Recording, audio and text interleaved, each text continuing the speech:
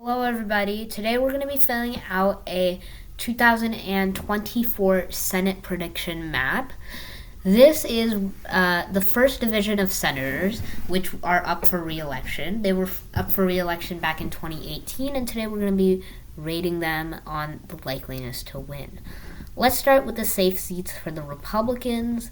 And the Republican safe seats are in Utah, where Mitt Romney is retiring. You guys probably maybe remember Romney as the guy who ran against Barack Obama in 2012. Wyoming, Nebraska's both regular and special election. The Nebraska senator retired to become president of, I think, the University of Florida. Correct me if I'm wrong. North Dakota, Missouri, Mississippi, Tennessee, West Virginia, which will be a flip because Joe Manchin is retiring, and he did leave earlier this year of the Democratic Party, but yet still continues to caucus with them. Indiana. And I believe those are their states. Now, for the Democrats' safe states are Washington, California, Arizona, New Mexico, and most of the very east. Exception will be Maryland, where we'll talk about it in a minute, and New York. Now let's talk about the states and Hawaii. Now let's talk about the rest of the states. We're going to go like this.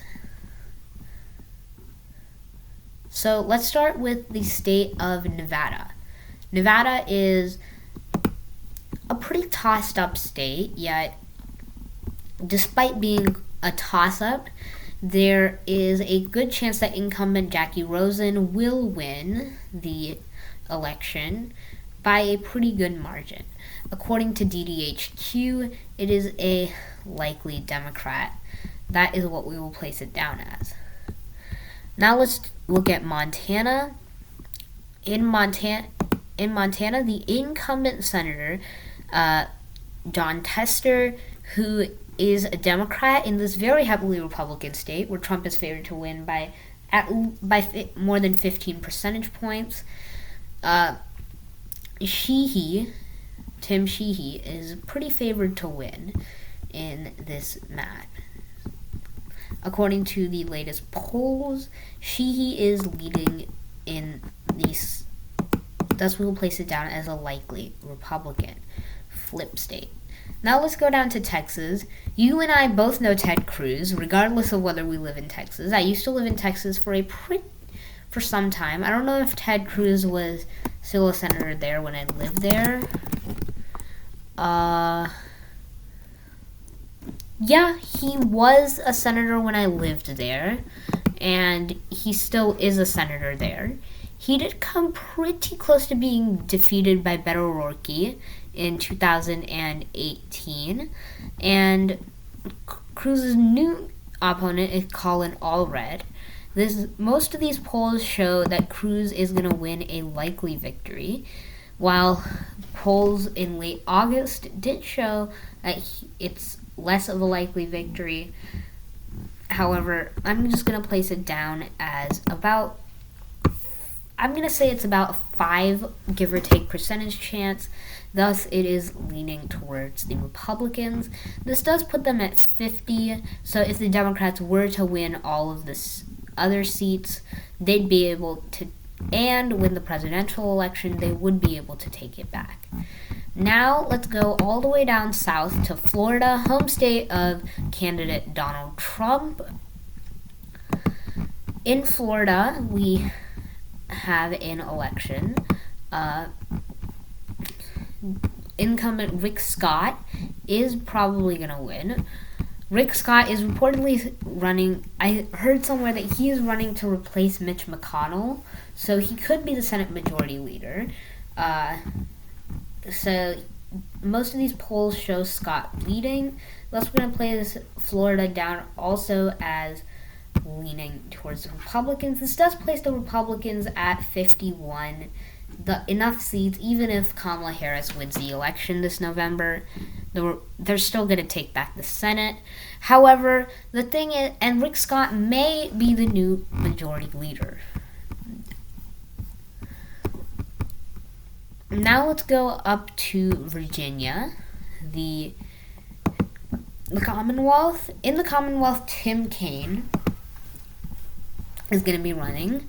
He's the incumbent, and you guys probably remember Kaine because he was the guy that was Hillary Clinton's running mate in the 2016 election. Thus, he's probably safely going to win, or most likely going to win. Now we're going to go to Maryland. And now Maryland is a special case. This is a hard left state, pretty safely left. And Alsa Brooks is running against Larry Hogan. And while Larry Hogan was a popular governor, it's going to be pretty hard for him to win this November cycle. Latest polls do show them tied. Thus, we're going to place, however, GDHQ's model does show that Alsa Brooks is most likely to win. Thus, we're going to place Maryland as a likely Democrat state. Now let's go up to Pennsylvania. In Pennsylvania, the candidates are incumbent Bob Casey and Dave McCormick. McCormick was the runner-up for the 2022 Republican nomination before ultimately losing to Fetterman. Casey is favored to win by a likely margin in this cycle. Now let's go up north to Maine.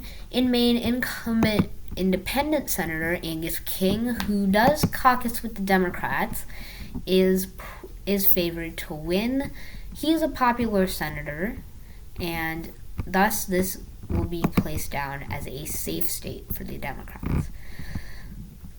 Now going down to Ohio. In Ohio, we have the candidates who are Sherrod Brown, the incumbent, and then a car dealer by the name of Bernie Moreno. Brown is favored to win in, again, a pretty solidly red state, but thus we're placing it as a likely Democrat. One thing I would like to add is if Trump-Vance ticket wins this November, it is possible Moreno will be appointed by Mike DeWine as the new senator to replace Vance. Same thing happened when John McCain passed away. Runner-up Martha McSally was appointed to replace him from the 2018 cycle. Now let's go up north to Michigan. Michigan is another very competitive state at the presidential level. However, in the Senate level, it is a good chance that Slotkin will win this time around. Thus, we're going to place it as yet another likely state. Whereas in the corresponding presidential race, Kamala Harris is leading by a lean margin. Now over to Wisconsin. Wisconsin shows that incumbent Tammy Baldwin has a pretty good chance of winning over her Republican opponent, and we're going to place it down as a leaning Democrat. In the presidential level of the same poll, it was a tilt Democrat. Now up north in Minnesota, home state of running mate of Kamala Harris, Tim Walz. Minnesota is not exactly what I'd call a safe state, but a pretty good chance that Amy Klobuchar is going to win. Like a really good chance that Amy Klobuchar is going to win. And that has it for this. And I don't think there's anything that's getting in the way of the Republicans flipping the Senate this November. Only thing is they need a new leader to start leading the Senate. Not even if Kamala Harris, there is a strong chance she will win the election. There's also a strong chance J.D. Vance and Donald Trump and J.D. Vance will win the election. But either way, the Republicans are most likely going to flip the Senate this November. All right. That's it, guys. Bye.